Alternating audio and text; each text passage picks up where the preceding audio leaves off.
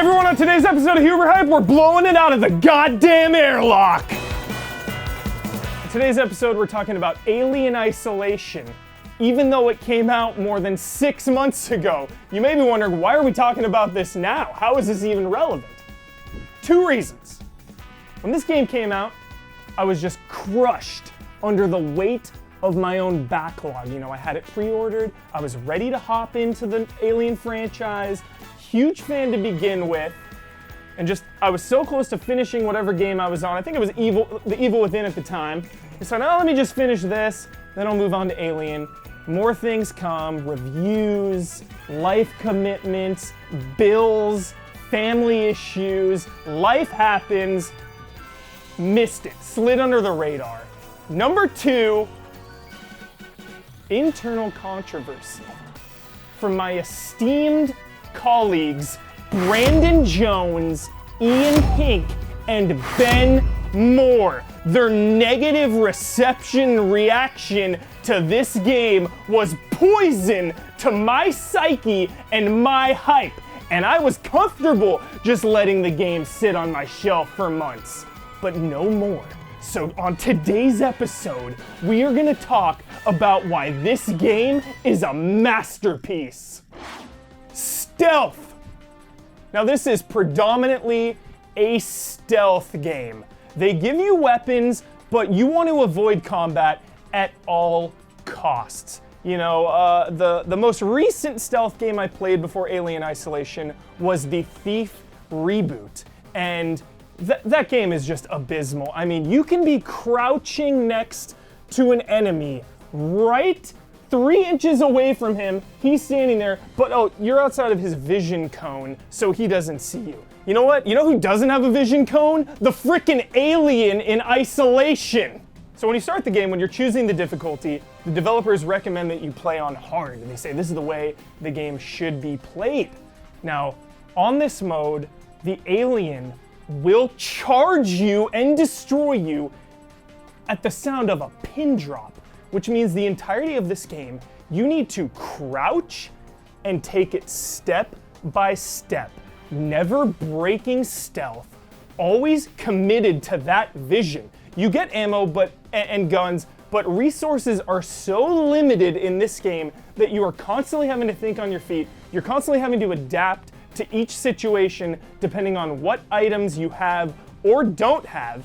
And, you know, without spoiling anything, a huge criticism of the game was that there were androids. Like, it's horrible.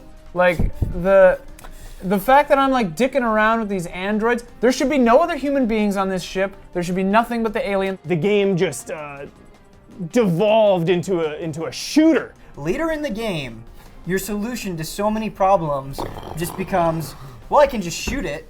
Just shoot it, and it almost feels like a different game. And I say no. I say, if you engage those droids in combat, you know who's coming? Big Daddy Alien is coming because he hears gunshots everywhere. He's gonna devour anyone near those shots. Manual saves. Gutsy move by the developers. There are these save stations throughout the space station.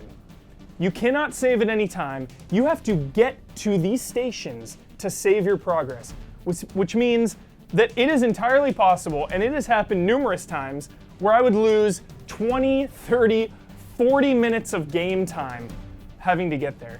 And, you know, it works both ways. That can be frustrating at times, but it just makes the entire game more meaningful. Having to progress through these difficult sections with the aliens, it's never auto-saving, so that tension and that fear is always palpable. Having to go into a room, again, back to stealth, being rewarded, going into a locker for 3 or 4 minutes when the alien comes by. He's not programmed. The developers at Creative Assembly have stated that they don't even know where the alien is going at any time. He's got a mind of his own. He's hunting you down throughout this entire game.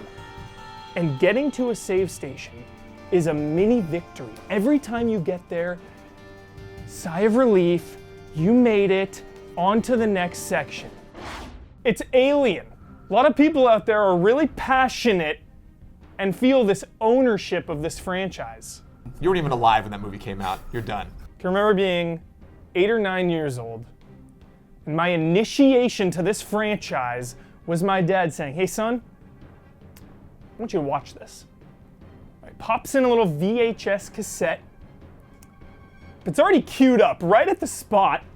Bishop is there, queen tail through his chest, lifts him up, retract tail, rip in half. I said, "Whoa, Dad, what is this?" I said, "Son, this is Aliens. I saw this at the Chinese theater in 1986. I say, "Oh my gosh, Dad, what? I need more. Show me more." So he's like, "All right, but I gotta watch them with you. They're a little intense." So I can remember watching the Alien trilogy with my dad and my mom once in a while. And then I can remember going into the theater before the dawn of the internet, before you knew things 10 years in advance, Marvel Inhumans, Phase 6, you know, hyping up movies 20 years away. I remember sitting in the theater, the Alien trilogy's over. Those movies are done. You know, this is before Reboot Central, 2015.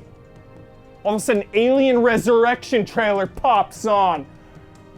I can't breathe because of the hype. My mom's like shaking me, like, "Alien, Alien." I remember, you know, there's always that moment when a trailer ends. Everyone's like, "Oh yeah, that looks good. Oh yeah, oh, I don't want to see that." There's always that like moment reaction. My mom goes, "All right." I'll never forget that.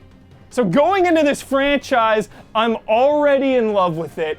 I'm willing to forego and overlook and forgive certain flaws.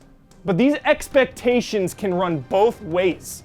They can be severely negative. Like the way they could have done this is instead of splitting off the crew right away, you go in with 4 people, there's Right. no one on the station, then those people die as you go, and then you're isolated. Like it's built into all the movies. Like that's how these work. I know you didn't like Mordor because you're a big stinker about everything. just don't like But the combat, that sorry. game was a lot better than people thought it would, and this game was not as good as people thought it would. So it's interesting to play with these expectations. What I don't like about Alien Isolation is once you finish up with the story, it's straight up like a rehash of something you've heard 1,000 times. Like the beats are so familiar. It's like they throw certain things in that game that don't make a lot of sense for them to be there, but are there because they're like, oh, people are going to be disappointed if we don't have this stuff. And you can have your vision and your own interpretation of what you want this game to be rather than what it is.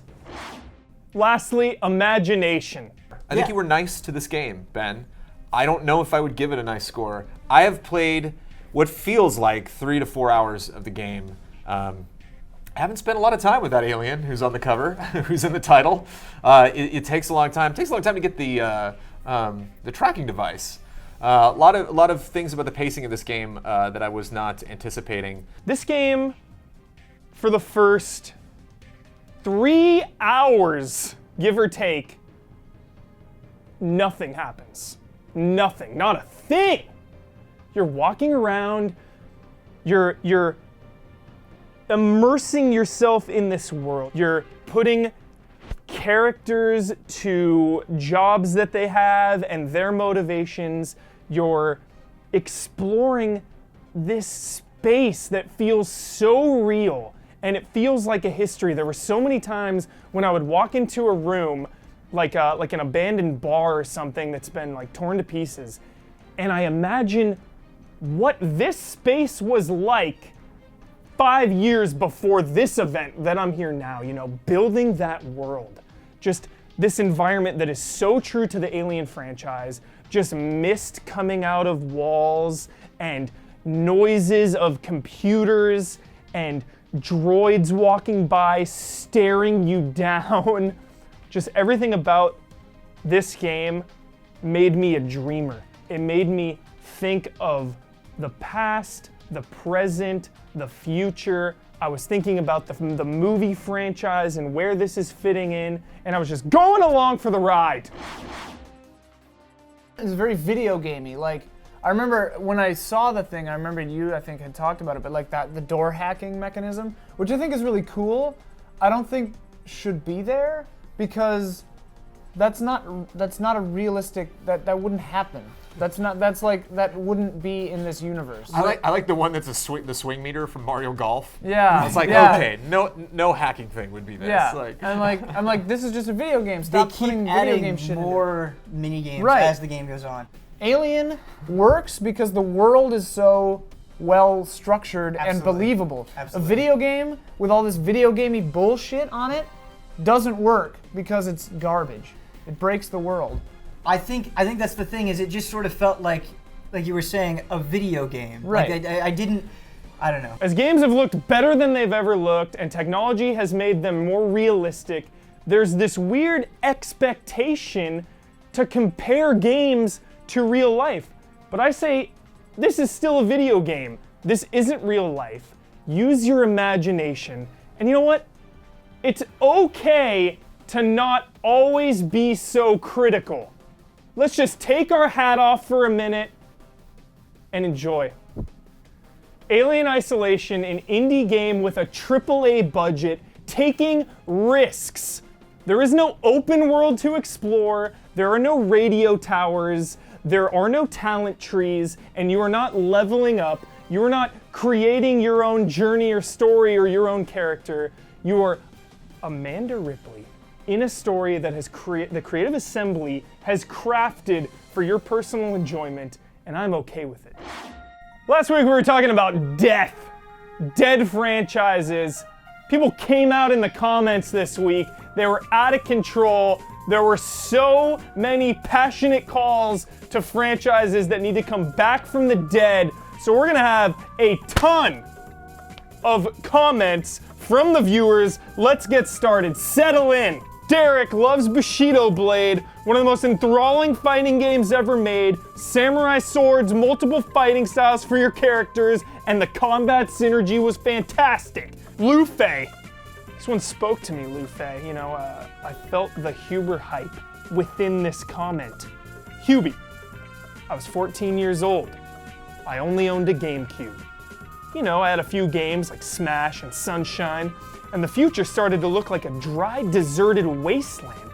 And then all of a sudden, here comes F-Zero GX being my personal oasis.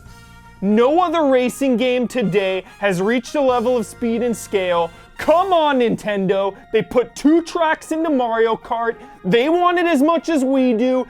F-Zero for Wii U. Let's do it. Tall Silhouette, Tenchu. Little Brad Ellis joint on that one. The game that made me a stealth buff needs to come back out of the shadows. Rikamaru for life. Blank 26, Star Wars, now is the time for Knights of the Old Republic 3, Gear, Mega Man Legends 3, one of the biggest betrayals in video game history, It Will Hurt Me Forever, Andrew, Super Mario RPG, Legend of the Seven Stars, Packer Fan 89, Legacy of Kain, Helder Siphon Filter, Jake WK, Silent Hill, too soon, Link's Malingering, Super Mario RPG, Collins the Shit. My personal choice would be Soul Reaver, Fagel, Beautiful Joe, Whammy Time, Spyro and Crash, One Last Word Croc, Dalgun Shinobi, A Greystone Dino Crisis, Chad Darkcloud, Blue Pill System Shock, Edwin Zone of the Enders, AK 81 Legacy of Kain, Master Thief Beyond Good and Evil, The Canucks, Burnout, Streets of Rage, and Commandos. Let's bring them all back! GT Live, Wednesday at 6 p.m. on our Twitch page, hosted by none other than Brandon Jones. Also, Level has made a triumphant return with The Last of Us prologue. Be sure to check that out and look forward to episodes in the future. Also, today, Wolfenstein The Old Blood came out, and look for Brandon Jones' review right on this homepage somewhere. Alien Isolation, clearly a divisive game. Let me know your thoughts on it at Michael P. Huber or in the comments. I'm sure it's going to be a battleground. I'd love to hear what everyone thinks. So I'll see you there.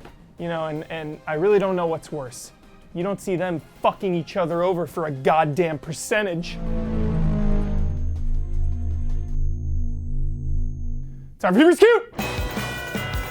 Here at Huber's Q, we swim in 6s and 7s. Viking, Battle for Asgard, also from Creative Assembly. You play as someone who wishes they were Ragnar Lothbrok, conquering settlements, leveling up, buying skills, and raining destruction with axes for anyone that crosses your path.